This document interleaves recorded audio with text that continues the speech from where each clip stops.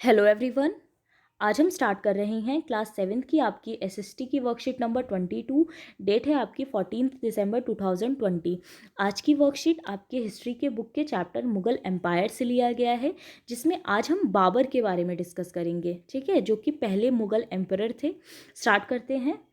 Babur, the first Mughal emperor, succeeds to the throne of Fargana in 1494 when he was only 12 years old.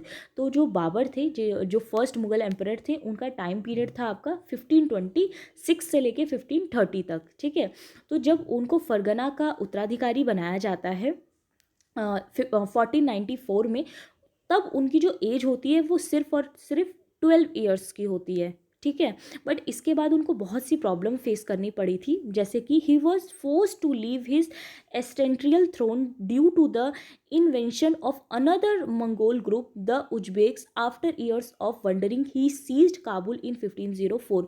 तो जो दूसरे groups थे, मुगल के जो दूसरे ग्रुप थे, यहाँ पे देखिए मंगोल ग्रुप, मंगोल को ही बाद में मुगल कहा गया था। तो मंगोल के जो दूसरे ग्रुप थे, उन लोगों ने उनको वहाँ से हटा दिया था। ठीक है, बहुत ज़्यादा परेशान करके उनको वहाँ से हटा दिया था। उनके ऊपर बहुत बार आक्रमण किया गया था, जिसकी वजह से उन्हें अपना वो राज्य छोड़ना पड़ा था। और बहुत सालों तक भटकने के बाद, मैनी ईयर्स ऑफ वंडरिंग, बहुत सालों तक भटकने के बाद ही सीज्ड काबुल इन 1504। उसके बाद वो कब्ज़ा कर लेते हैं, कहाँ? काबुल के ऊपर कब्ज़ा कर लेते हैं। बहुत से लोगों की हेल्प लेते हैं और 1504 में वो उसके ऊपर कब्ज़ा कर लेते हैं। उसके बाद वो इंडिया आते हैं। In 1526, he defeated the Sultan of Delhi, Ibrahim Lodi, at Panipat and captured Delhi and Agra. उसके बाद 1526 में वो दिल्ली के जो सुल्तान थे इब्राहिम लोदी, उनको पानीपत की लड़ाई में हराते हैं और दिल्ली के ऊपर और आगरा के ऊपर अपना कब्जा जमा लेते हैं। ठीक है, तो सबसे पहले जैसा हमने देखा कि स्टार्टिंग में 1494 में उनको फरगना का उत्तराधिकारी बनाया जाता है। उसके बाद उनको वहाँ से हटा देते हैं। जो दूसरे मंगोल ग्रुप होते हैं, तो वो काबुल चले जाते हैं। काबुल के ऊपर फिर वो कब्जा कर लेते हैं। बहुत सालों तक भटकने के बाद वो जब काबुल जाते हैं, तो बहुत से लोगों की हेल्प लेके वो उसके ऊपर कब्जा कर लेते हैं। लेकिन उसके बाद वो 1526 में कहाँ आ जाते हैं? इंडिया आ जाते हैं। इंडिया में कहाँ? सबसे पहले दिल्ली। तो दिल्ली में वो किसे हराते हैं? इब्राहिम लोदी को हराते हैं। ठीक है, अब यहाँ पर दिया गया है उनका टाइम पीरियड कि 1526 से लेकर 30 तक का। इन 1526 सबसे पहले defeated Ibrahim Lodi and his Afghani supporters at Panipat. तो पानीपत की लड़ाई में सबसे पहले बाबर 1526 में इब्राहिम लोदी को हरा देते हैं। उसके बाद 1526 के बाद 1527, क्योंकि वो क्या करते हैं कि अपना जो एम्पायर होता है उसको बढ़ाने की कोशिश करते हैं, इसीलिए वो धीरे धीरे करके दूसरे जो स्टेट्स होते हैं उसके ऊपर भी कब्जा करने की कोशिश करते हैं। ठीक है, तो 1527 में ही defeated Rana Sanga Rajput rulers and allies at Khanua. तो उसके बाद बाबर ने क्या किया कि जो राणा संघा थे, राजपूत थे खानवा में, उनके राजाओं को और उनके जो समर्थक थे, जो उनको सपोर्ट करने वाले उनके सपोर्टर थे, उनको हराते हैं।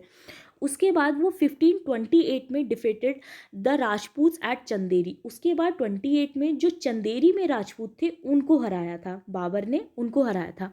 उसके बाद establish control over Agra and Delhi before his death. उसके बाद मरने से पहले वो दिल्ली के ऊपर और आगरा के ऊपर पूरी तरह से कंट्रोल कर लेते हैं। मुगलों का पूरी तरह से नियंत्रण यानी कंट्रोल कर लेते हैं। ठीक है, उसके बाद यहाँ पे कुछ इंटरेस्टिंग फैक्ट्स दिए गए हैं बाबर की।